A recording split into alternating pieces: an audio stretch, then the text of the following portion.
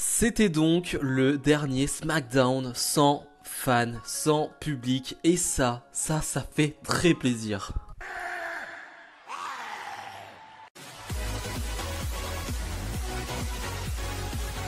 Et bonjour à tous, on se retrouve aujourd'hui pour les résultats de SmackDown du 9 juillet 2021. On ouvre forcément ce show avec le chef de tribu, le champion universel, Roman Reigns, bien évidemment, qui va dire que Edge est un menteur, parce que Edge nous a dit la semaine dernière et il y a 2 semaines qu'il n'avait peur de rien, voilà, il n'avait peur de rien, et Roman Reigns va avouer, mais moi j'ai peur des fois, quand Edge m'a porté sa prise de soumission à WrestleMania avec le barreau de chaise, j'ai eu peur, oui, j'avoue, j'ai eu peur pendant peut-être 10-20 secondes, j'ai eu peur, mais après j'ai repris le dessus, et j'ai gagné le combat.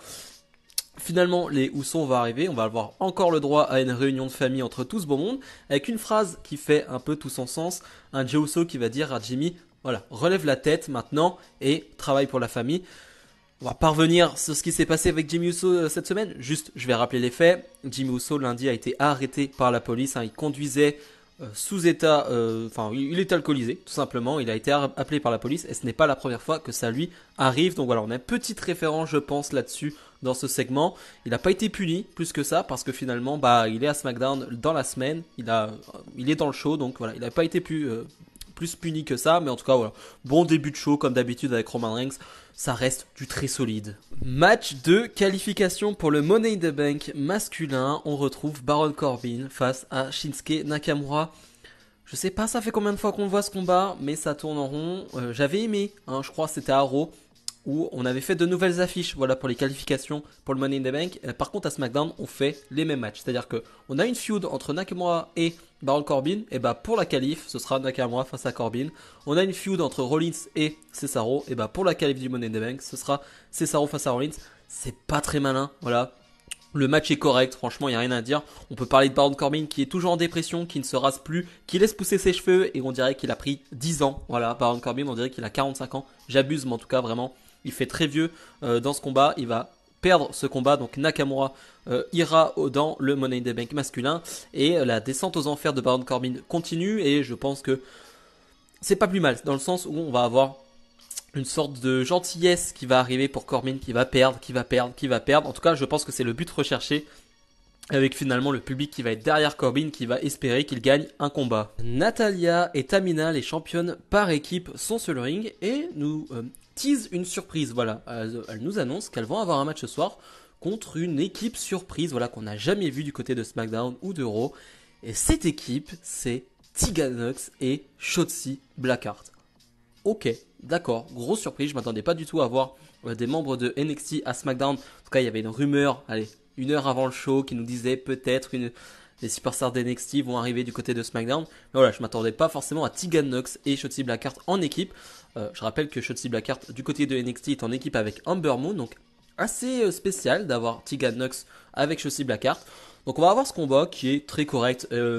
Bizarrement, ou pas, l'équipe qui me fait la meilleure impression, c'est Tegan Nox et Shotzi Blackheart qui travaillent très bien en équipe, qui font des moves très très cool et surtout, voilà, elles ne botchent pas, n'est-ce pas Tamina qui va faire un super kick. Il est catastrophique. Voilà, son super kick, il doit taper à peu près au niveau du torse ou de la tête. Enfin, voilà, ça doit être un super kick du haut du corps. J'ai l'impression qu'elle glisse ou alors elle n'est pas bien maintenue avec sa jambe d'appui. Elle va taper limite dans le ventre, mais presque les jambes. C'est tellement bas. Enfin, vraiment, c'est nul à chier ce qu'elle fait. Faut le dire les termes. C'est nul à chier ce que fait Tamina. Bref, finalement, Blackheart et Tegan Nox vont remporter ce combat.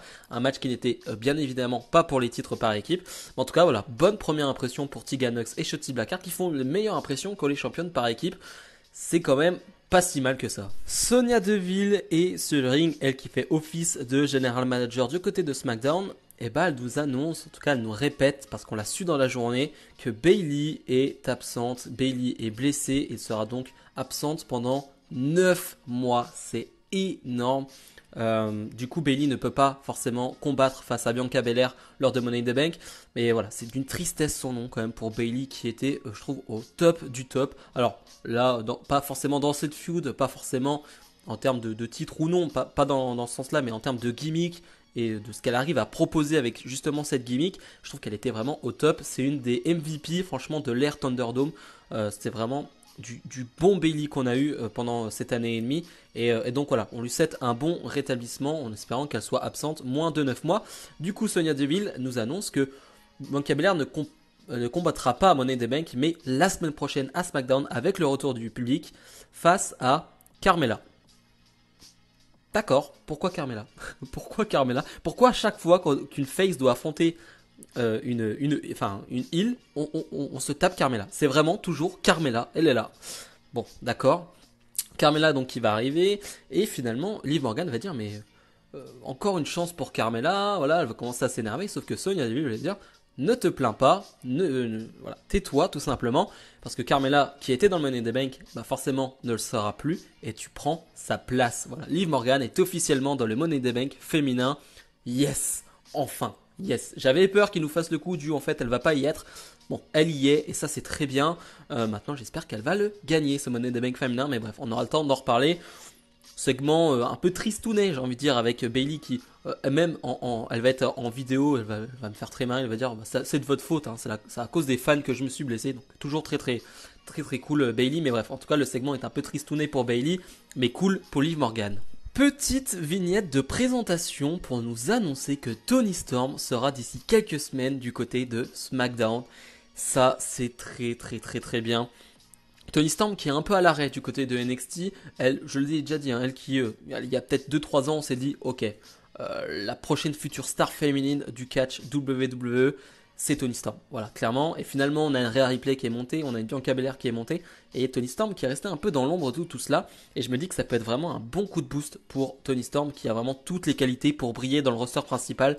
Donc vraiment, j'ai trop hâte de la voir à SmackDown. Match de qualification pour le Money in the Bank masculin, Seth Rollins donc face à Cesaro. Comme je l'ai dit tout à l'heure, pas vraiment d'originalité, hein, parce que c'est un combat qu'on a vu et revu. Mais je dois avouer que je peux pas me lasser d'un Cesaro face à Rollins. Vraiment, c'est excellent. Je me pose même la question si le combat est pas meilleur qu'à WrestleMania. Vraiment. Parce qu'il y a un peu plus de violence. Cesaro va d'ailleurs saigner pendant le combat. Ça va pas être très joli à voir.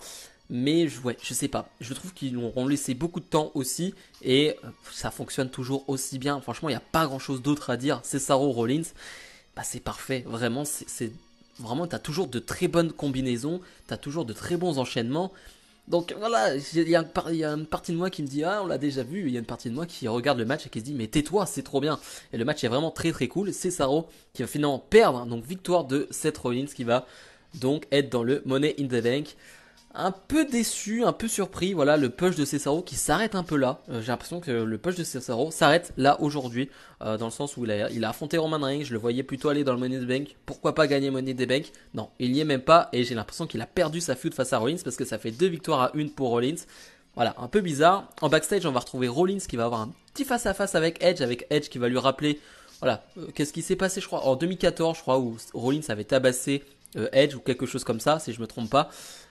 On nous tease peut-être le Edge Seth Rollins qui va arriver d'ici quelques temps. Ça aussi, c'est un match. J'ai tellement hâte de voir. Vraiment, j'ai tellement hâte de voir ça, mais bref. Dans le main event, on retrouve Edge qui va faire une petite promo, mais il va surtout appeler Roman Reigns. Voilà, il veut que Roman Reigns vienne sur le ring. Roman Reigns va arriver. Il a dit aux Usos de ne pas venir. Voilà, on le voit en backstage. Il dit aux Usos, ne venez pas, je m'en occupe, c'est du 1 contre 1.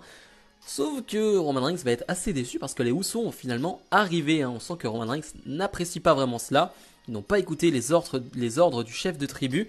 Et va s'en suivre une bagarre générale avec les Mysterio qui vont venir aider Edge, qui vont frapper les Usos.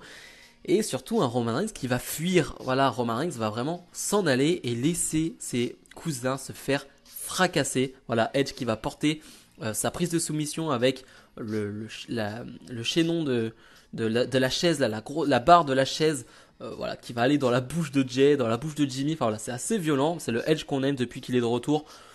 Il est violent, il est sadique et c'est le Edge que j'aime. Donc voilà, Roman Reigns qui un peu vénère, mais qui s'en va, qui laisse tomber ses cousins. Donc ça va peut-être faire réfléchir un peu les cousins en mode bah, nous on doit aider Roman Reigns, mais dès qu'il faut nous aider, bah, Roman Reigns n'est pas là. Mais en tout cas, je trouve qu'on termine très bien ce show avec une réunion Rey Mysterio Edge.